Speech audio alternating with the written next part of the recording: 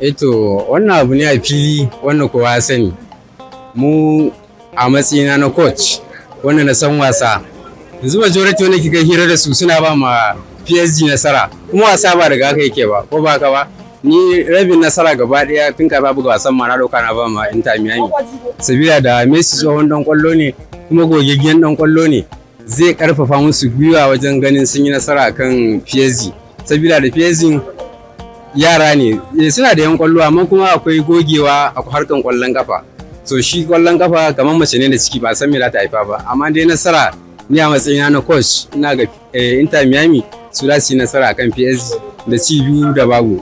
To amma kuma ka san yan PSG suna da yan wasa irin su Dembele su Ashraf Hakimi su duk da haka kana tunanin za su iya yin nasara Inter Miami za su iya yin nasara a kansu. Sosai ma ina da karfin gwiwa kan haka. Sabila da su wannan kwallon da ke dogo dukansu an haɗa su karfin su bai kai na Messi shi ɗaya ba.